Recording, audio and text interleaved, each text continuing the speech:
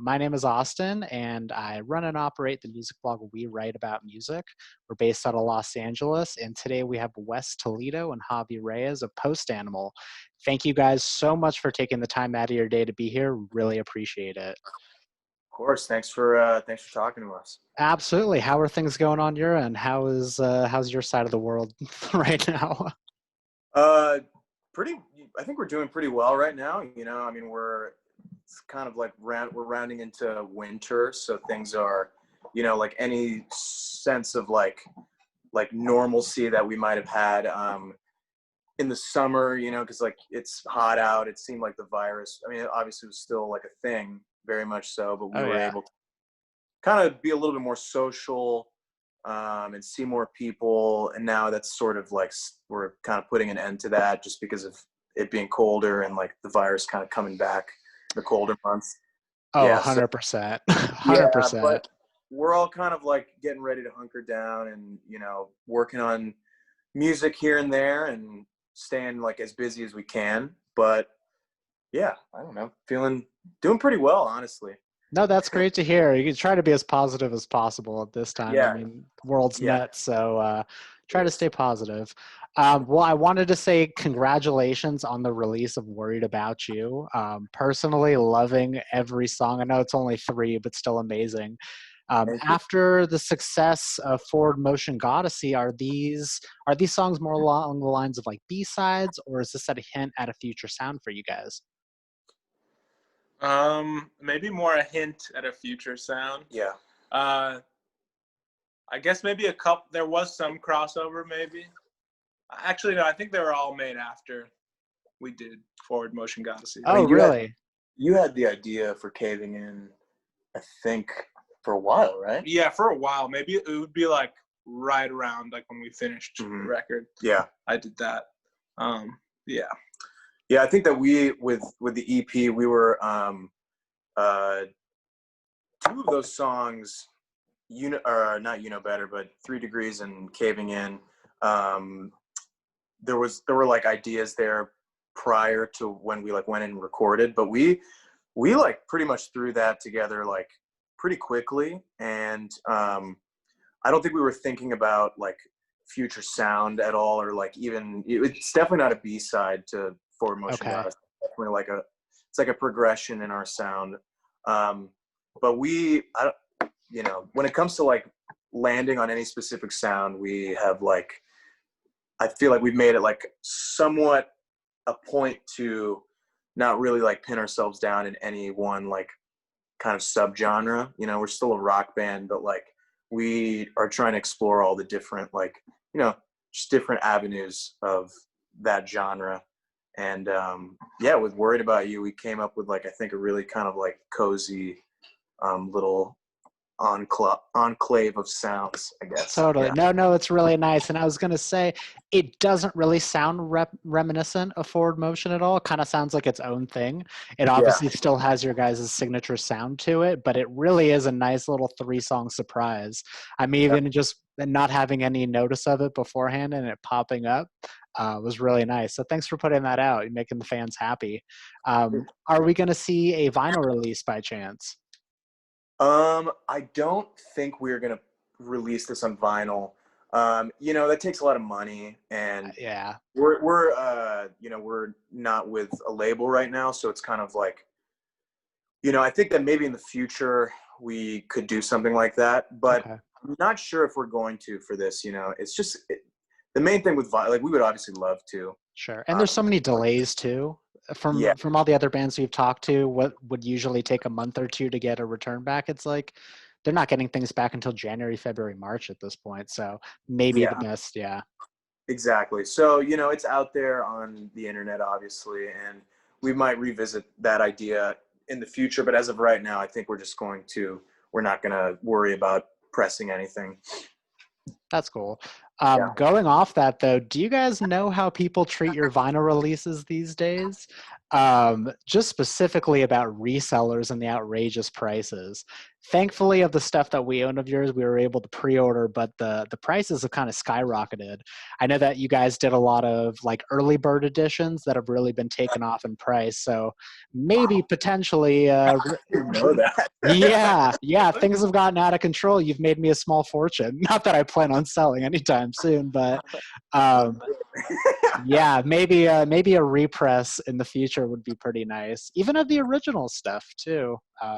Interesting. Yeah, that's something that I really, man, I did not know anything about that. I've not Yeah, really been thinking about that. take a look at Discogs when you get a minute. You'd be surprised. Wow. Okay. Pretty cool though. Should be flattered. Yeah, that is Absolutely. flattering. Yeah. Yeah. Let's see. So, okay, specifically for you two guys, I know that you play drums and you play guitar. Mhm. For your guys' sound specifically, there's so much atmospheric kind of background noise happening at once. It sounds like there could be 10, 15 instruments playing. Do you guys play any additional instruments to what is listed normally? Yeah, I mean, Javi's like a multi-instrumentalist. Yeah. Like, yeah. Keyboard and guitar and Mhm. and bass. Guitar and bass are kind of the same deal. Okay, so how do you choose what's going to go where? Do you just kind of hear the sound and you just plug it in and that's it? Yeah, I guess so. I guess you just get an idea on whatever instrument that it is, and then you go from there. And sometimes it's fun to switch the instrument in the middle of like making something. At least, yeah, for me, like make Right. up an A part with a guitar and then make the B part with like synth or something. It's fun to shake it up. Okay. Yeah, That's yeah. really cool. So I know you guys kind of touched on it that, I mean, okay, so overall it's a psychedelic rock sound, but that you don't specifically choose a subgenre. So how do you guys go about choosing a style for an overall record? Do you try to base it off an evolution of sound, or is it more like we have a song and we're going to base a sound all around that specifically? I feel like we kind of just like happen upon styles, and then like that's just like what we were into in that moment. Mm-hmm. It's less conscious, but maybe, yeah, I don't know. I think Maybe in the future we'll do that. But Yeah, I mean, like, Yeah. it feels like recently in the past couple of years, like for Forward Motion Goddessy, definitely didn't really do that with Forward Motion Goddessy. We kind of like purposefully just like Oh we yeah, were going any direction, totally. because like I think that like we realized that like rock, like the genre, is it feels like we can like it's easy. It's like what am I trying to say? Like it's like you want to spice it up a little bit. Like it's easy to kind of get like pinpointed into like one direction, and we just like so many different styles of music, and we all have like pretty eclectic tastes, I think, and we try and like bring our different influences to the table and see if we can make a post-animal sound, from these different influences. And so yeah, not really like we try not to like really put ourselves up against like in like any corner, like it's very like Mhm. let's see, Yeah. like, okay, we got this like really kind of like heavier rock song, let's do that, and then we'll come back the next day and like work on something completely different. And Right. we like that, but we might in the future try and like hone something in. But you never know. I don't know. It's I easy know to it say, kind of but then depends. you Because get in the yeah, studio and it's just like ideas start flying, and I don't know. So as you could make 20 different albums from one album just based on sound. I think if I yeah. recall, the first single you guys put out for Forward Motion was Schedule. And so just hearing that song specifically and then listening to it in the context of the record, first off, I love the song. I've listened to it's probably my most listened to song of the year, and I can't listen to it without doing the air drums at the beginning. But even just taking that song and kind of expanding on it from an album standpoint, Yeah. it's it could belong on a different album for sure, but it still encompasses your whole sound in one.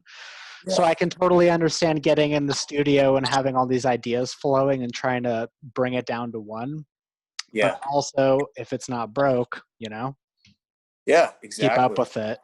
So Totally. in that case, how much it sounds like you have a lot of creative freedom. It sounds like when you come in to the studio or whatever it is, it's pretty free flowing for the most part. Yeah, Definitely.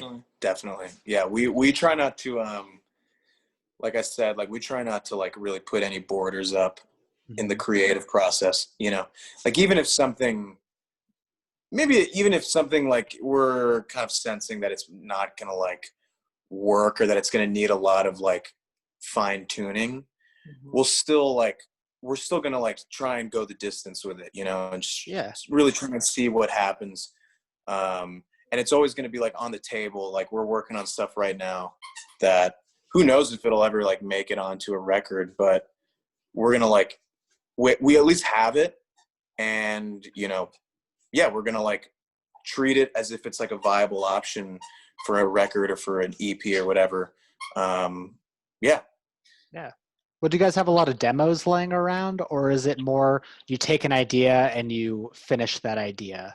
Like the songs that come on the album, are those all finished pieces of what you were working on, or do you just scrap stuff and start new? We have a pretty decent amount of demos right now. And no, we don't finish the demos. Like we kind of get to a place, at least like right now we're like doing it to where like we're getting to a certain point with a song to where it's like, okay, there's the idea. Like there's like the shell, like the song shell. Now let's put that away for a second. Let's just keep on constructing these song shells, these demos, and then we'll come back to them later and flesh them out. Because we don't all live here. Okay. One of our members lives in LA, so we don't want to like fully dive into like the fine tuning, like full on like writing process when we're not all together. So yeah, things definitely get left like half done a lot of the time, and that's kind of like that is kind of what we did for Forward Motion Goddessy too. A lot of those songs were ideas for a while, and we demoed them out, like a year before we actually recorded them. And then I think we only really added like one or two songs after the demoing process for Forward Motion Goddessy. I can't really remember. To be honest. Do you remember which songs by chance? I'd love to, just because it sounds so cohesive in a sense. It gets so heavy at times and very like Tool-esque in ways. Yeah. I think Fitness was one that we did later. Oh, really? Yeah, maybe. Yeah. We were like figuring out the parts and stuff as we were doing it. Like definitely some of the guitar parts, like as we were recording it. Yeah. Kind of like private sorting things out. Let's see. Inner Paradise was up to that was like, Matt, we hadn't even heard the vocal line like until it was being recorded. Okay. Like, some things are, some things get real pushed back, but then some things are a little more like, I think, How Do You Feel? That was like the structure going into it. That one was done. Same with Schedule. Yeah. There's certain things there, for Schedule, we'll like, last minute do the like acoustic guitar outro or like, but for the most part, that was pretty figured out beforehand.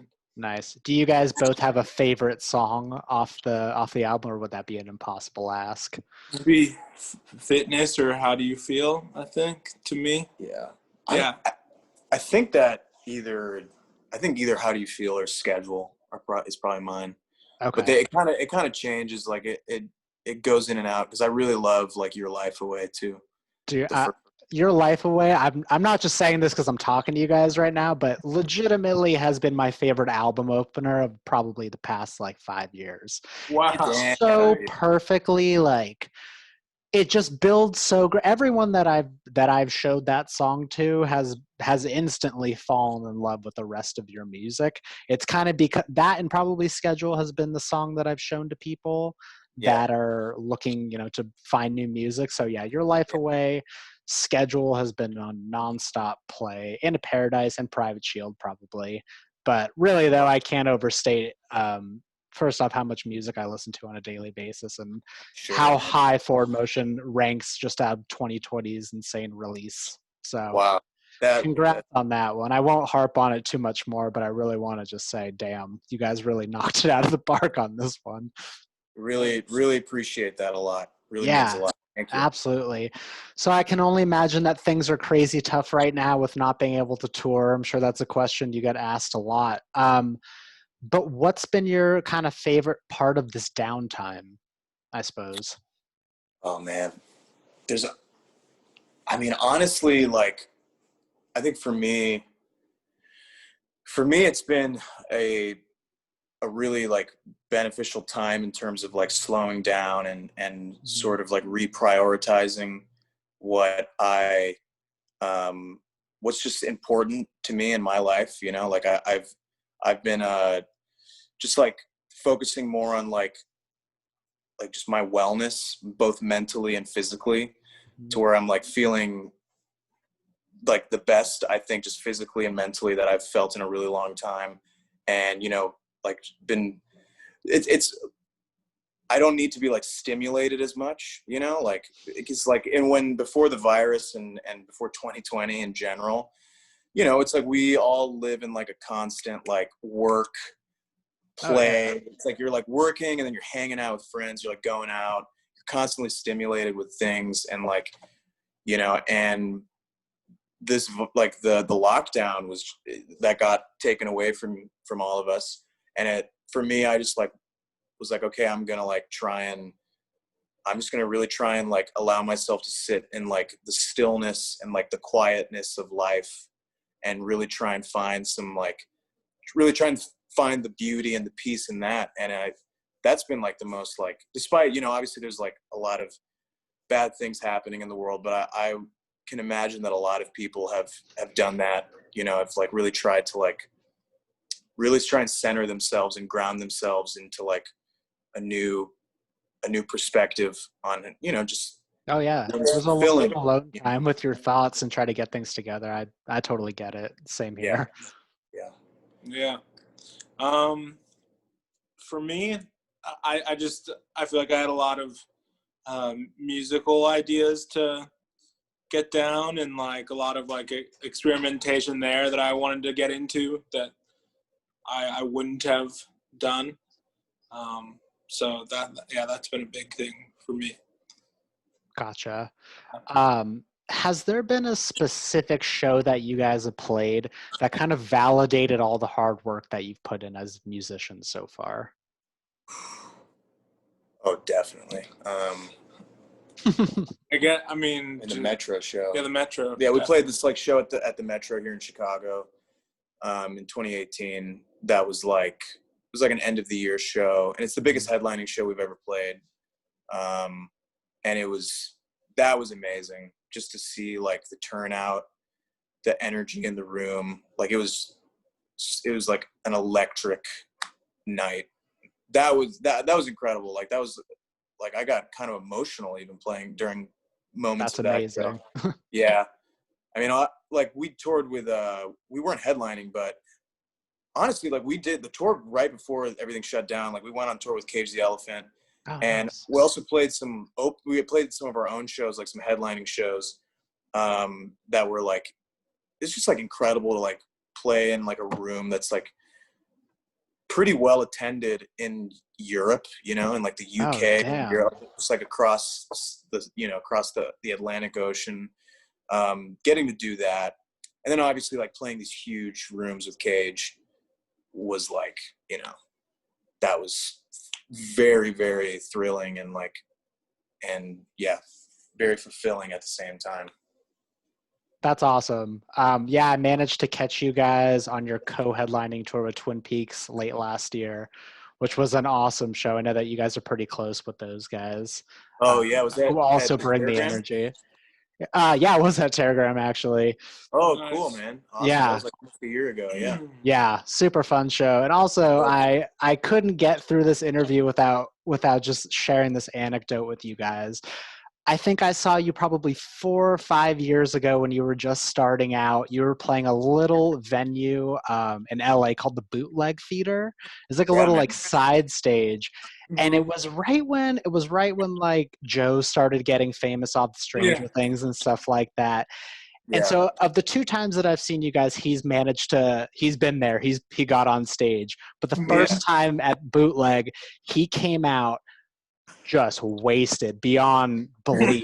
And there were maybe I was wondering if you were gonna say that. Oh yeah. Because I was like, dude, Joe was Yeah. lit for that. 100%. And there were, I mean, I got to be honest, it wasn't a filled room by any means. It was maybe 40 to 50 people.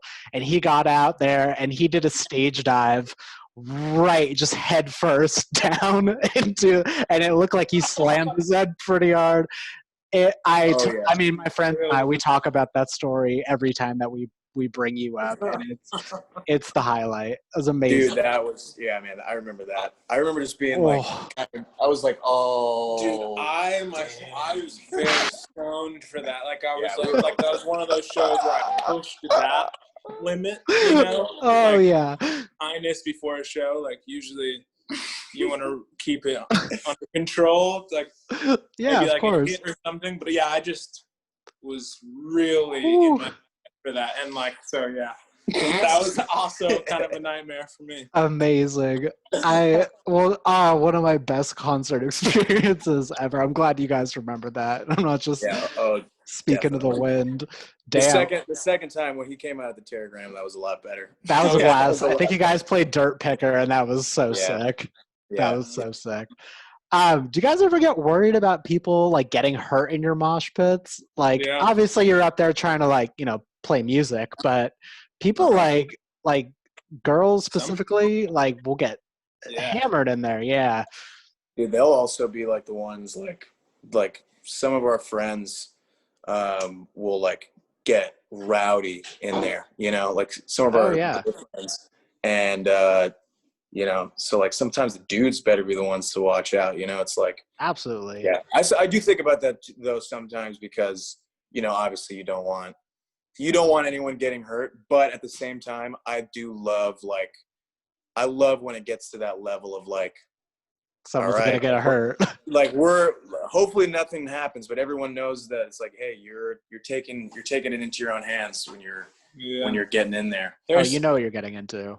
Yeah. There are some people who like to kind of crowd kill, like you go into a crowd and you just start wailing on people around you. Start being a dick. And I've been exactly. Played like we were playing in Houston, and some I had like talked to this guy before the show too. He was going nuts. I thought he was just kind of like extra juiced up, but he was like kind of a problem. And while we were playing the show, like I had people like pointing at this guy. They were like, this guy is like hurting people." Yeah. And then we were like, and then he got kicked out. Yeah. So stuff like that it totally pulls you out of it. You're like, now we're kind of like, right.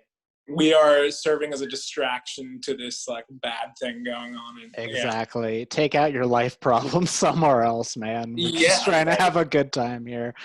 Now I get it. And it's tough because like, again, you're playing music, so you're trying to concentrate, but you can't also be security at the same time. So I get that. Exactly.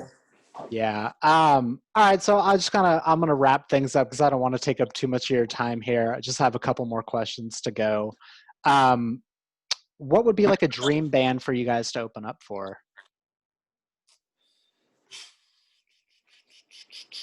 To open up for? Man. Try to give like a good one. There's just like so many. Yeah, there's no wrong answers. I mean, I would love to open up for, dude, Chili Peppers would be tight. Oh, that would be sweet. That would just be like, that would be hilarious if that ever happened. That would just be, or like something like Toto, like a. Yeah, I could see that. Like a just totally opposite spectrums.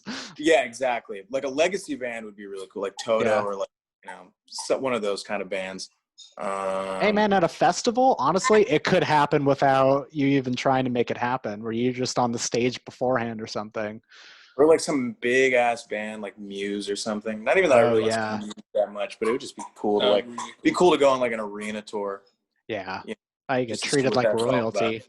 Probably, yeah. That would be awesome. There's a bunch of bands that we're missing though, but like there's so many bands. That's all right. I'll just go with Toto as the answer. Toto's the answer. There you go. For sure. Okay, cool. Last question for you guys. There have been so many incredible releases for 2020, albums, EPs, singles. I feel like there's so many bands that are kind of getting out all their archive stuff just because they're sitting at home not doing a lot. What has been your guys' favorite things to listen to this year? You have one? Doesn't have to be one, just whatever you've been listening to. Something this year. I don't know. Man, I'm really bad at I know, I am too. Right now.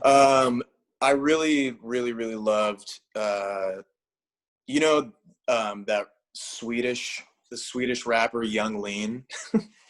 Yeah, I'm familiar. Yeah, I really, really loved his new record, Stars. I thought I just listened to that like nonstop for like I think a month straight, and then I kind of burned out on it. But I really liked that release a lot. What? Slow Pulp. Oh yes, Movies. Slow Pulp just released their record. Oh, sweet. Okay. Called Movies. Yeah. Do you know them? I don't actually. What's their name? Slow Pulp? Slow Pulp, yes. Okay. I'll be checking that out after this. They're really sick. Sen Morimoto just released. He's another Chicago artist. Okay. He just released a record, and there's some really cool songs on there. Namdi put out a record. Yeah. That record called Brat earlier this year. That's really, really good. Those are some Chicago heavyweights.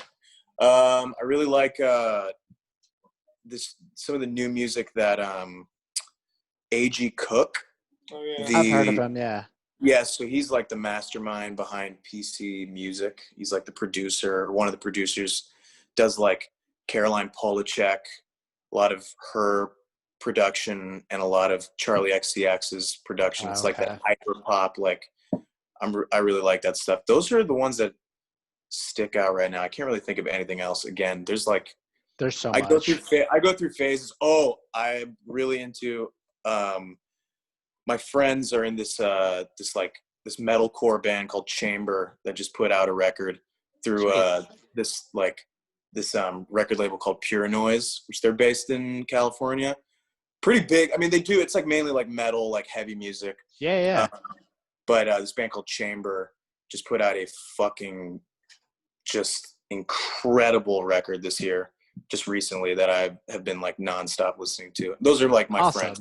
So I'm plugging them. But plug away. If there's any like listeners that like extreme metal, then that's a record to we review it all, so I'm down to check it out. Absolutely.